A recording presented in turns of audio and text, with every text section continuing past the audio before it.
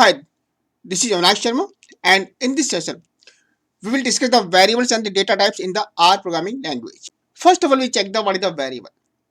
Variable basically it's a memory location. When you declare the variable and assign some value, then it occupies some space in the memory and it create a memory address. So when you refer the address, so then actually you refer the memory location address. This one.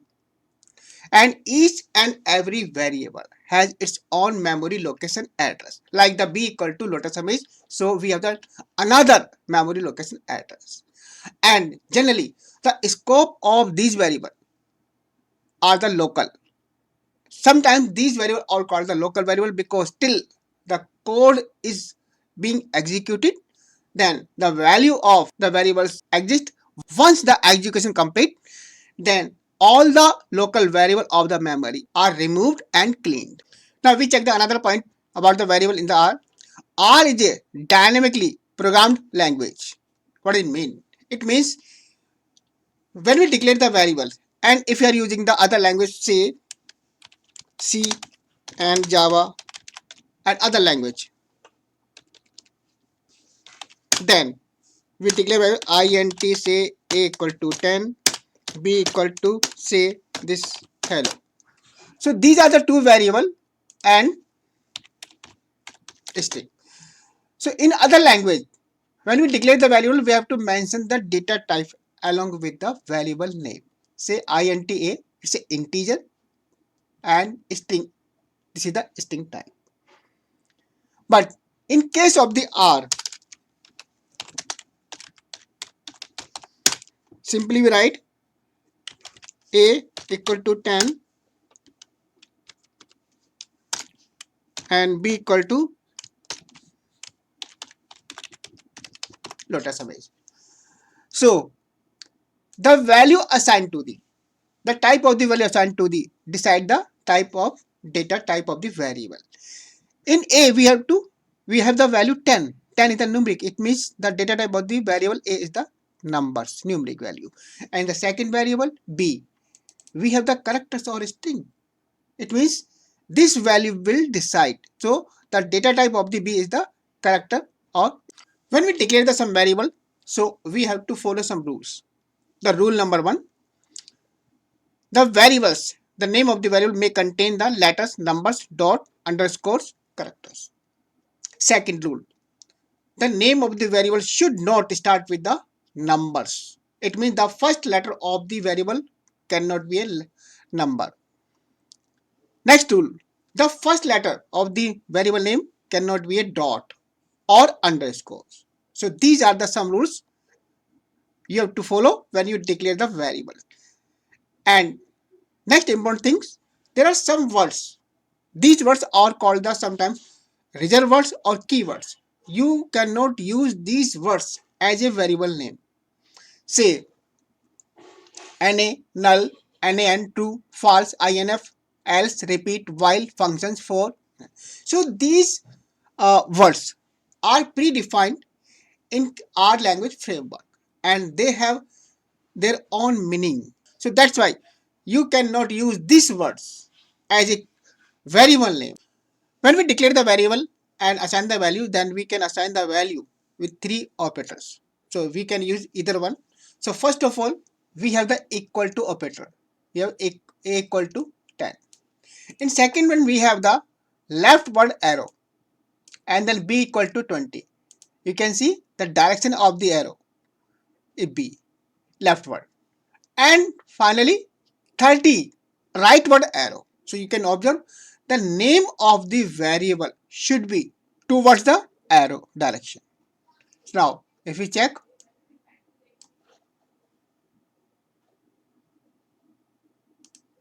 now this is our output. So this is how we can assign the value with these three operators. For printing the output of some value or some variable, we can use the two methods print or cat. Say a equal to 10, then say print then a. So if I try this one now, so we have the 10. Now if I try say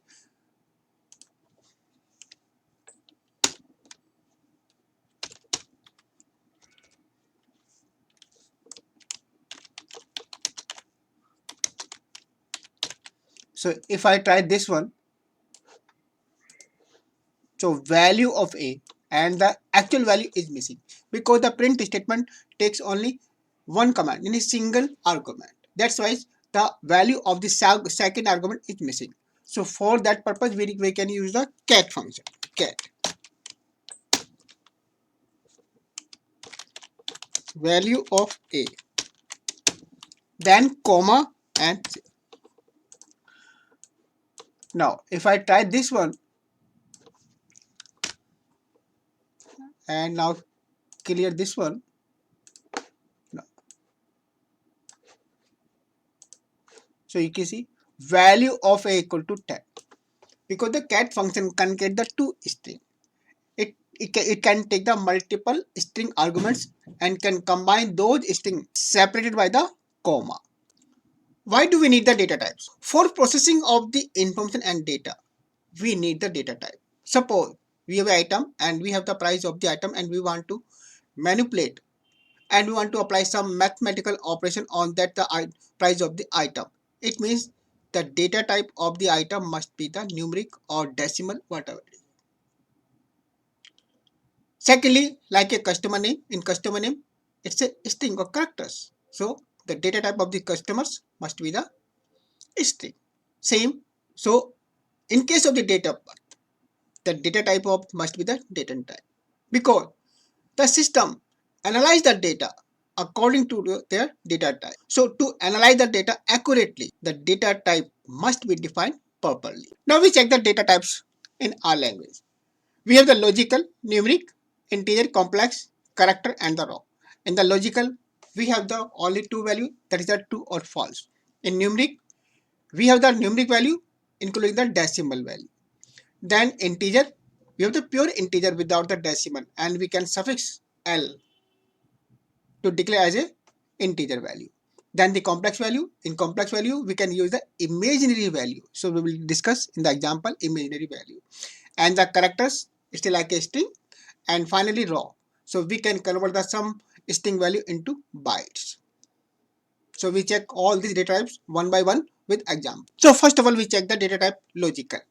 So we have the x equal to 3, y equal to 5 and the third variable a. Then we have the comparison between the x and y. X greater than y and the result would be the true or false.